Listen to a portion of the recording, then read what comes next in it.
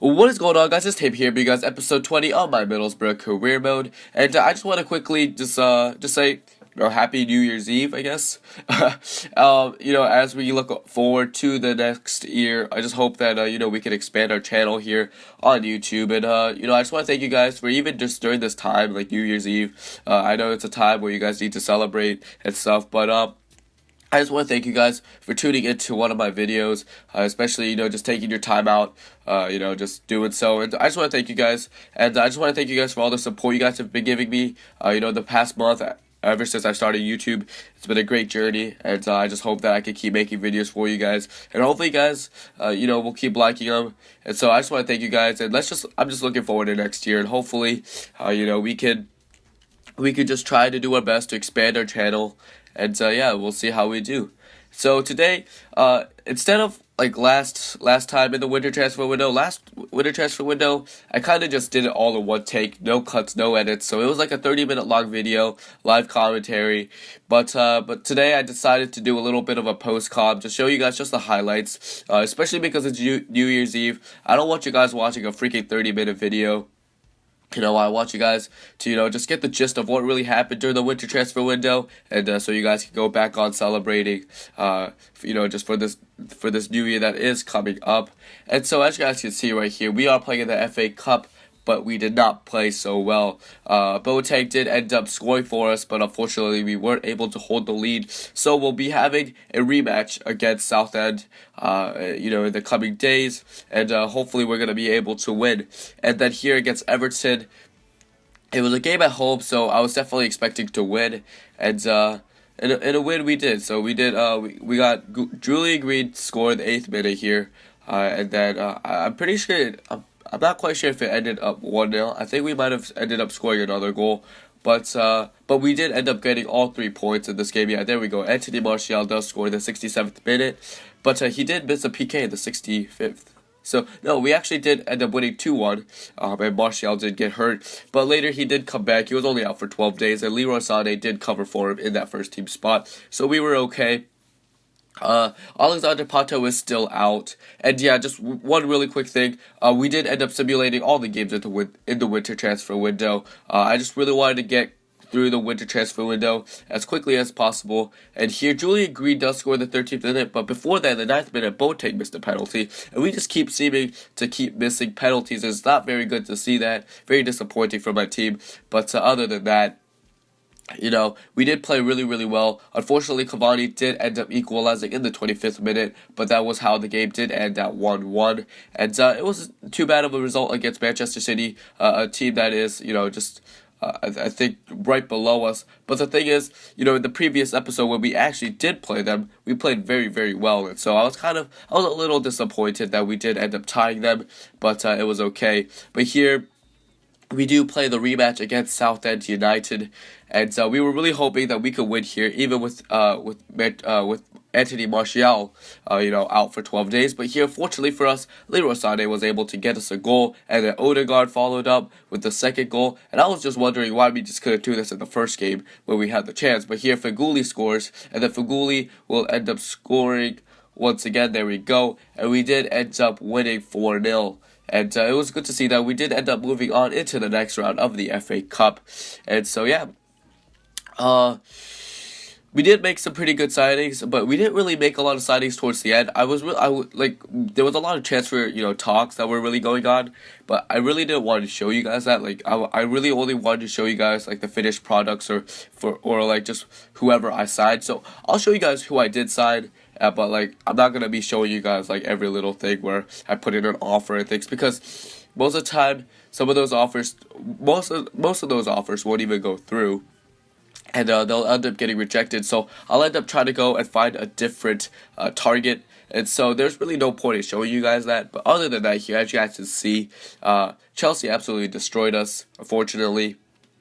And we did end up losing 3-1 against them, dropping all 3 points at Stamford Bridge. But as you guys can see here, we do sign Mr. Mario Götze on a pre-contract offer, and this was an absolutely huge signing for us, especially going into next year. We'll see what we do with Martin Odegaard and Pereira, but and then here.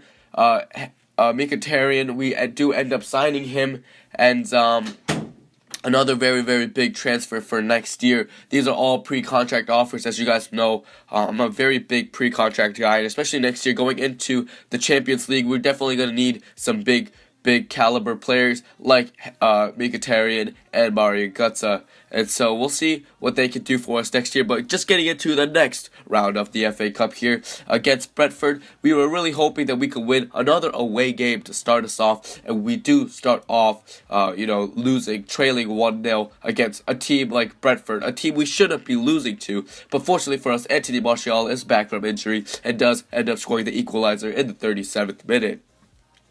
And from there, I was really hoping that someone could step up from our team and score that late winner for us. But unfortunately, we do end up drawing 1-1 once again in the FA Cup against a team that we should not be drawing to. But we will be playing a rematch or a replay against them in the coming days once again. But as you guys can see here, we do end up signing John Stones, and we just straight up traded Joel Matip for him. Joel Matip only has a potential of 83, and right now he's at 81. Mr. John Stones here does have a potential of 87, and so we're going to be hoping that he can fulfill that potential for us in this career mode. If not, it's okay, but still he has a better chance of growing more and more. But here, we also need a backup striker right now. Leroy Sané needs to get back on the wings because we need him there. But here, so we do end up signing Iheanacho, valued at 9 million, but we do end up signing him at 4 million. A great player with great potential at around 86 potential. So we're gonna be hoping that we can sign him and grow him to his potential. And once again, another big game. Oh my goodness, my speaker always goes off in all of my videos. Please forgive me once again. But here, as you guys can see, we are playing Southampton, a very good team here, a team that has beat us and knocked us out of the Capital One Cup, a team that tied us in one of our Barclays Premier League games, and now we're playing them once again. We're playing away at St. Mary's Stadium, and we're going to be hoping that we can beat them.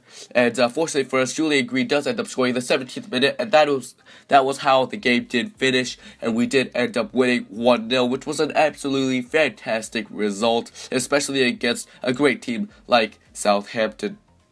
And so, after that, we do end up signing Dele Alli, a player that we should have signed in the summer transfer window, but now we are going to be signing him because, probably, Kevin Prince-Boateng will be leaving us in the summer transfer window. So I just really wanted to sign Dele Alli before his value went, skyrocketing, because I know this guy has a potential of around 87, I believe. A very good player, and so we do end up quickly signing him before anything ends. But here, as you guys can see, we get an offer for Vertonghen, and a player that's very good for us. But we did end up putting him up for 40 million, just countered it. I really didn't think Arsenal would even try to match it here. But unfortunately for us, right there, as you guys can see, Mr. Jan Vertonghen was sold for $40 million, giving us 34 million. And that was at the final hour of the transfer window. So we could not sign a different center back. I was really hoping I could sign Mr. Javi Martinez or Halvedez on a pre-contract offer, and I was really mad about that. Very mad about that. But we're just gonna have to deal with it, I guess. And we're gonna try to use that in the next in the next transfer window to sign another very good center back. Hopefully Kurt Zuma or just anyone else. But hopefully, most of it does transfer over through into the next transfer window. And that was really it. That's all that happened in the winter transfer window. We made some pretty big signings for next year, but we did bring in a couple new players like Mr. Iheanacho and Dele Alli. So we're going to be hoping that they could be, these youngsters can have a very big effect for us. Unfortunately, we did end up losing Jan Vertonghen, but we're going to be hoping that we can still live on without him, with Mr. John Stones filling in for his spot. And so we'll just see how we do. Thank you for watching this video on such an important day, and I just hope you guys can leave a like and subscribe if you guys want to see more videos like this. And I hope you guys have a very good New Year's, and happy holidays, guys. Peace.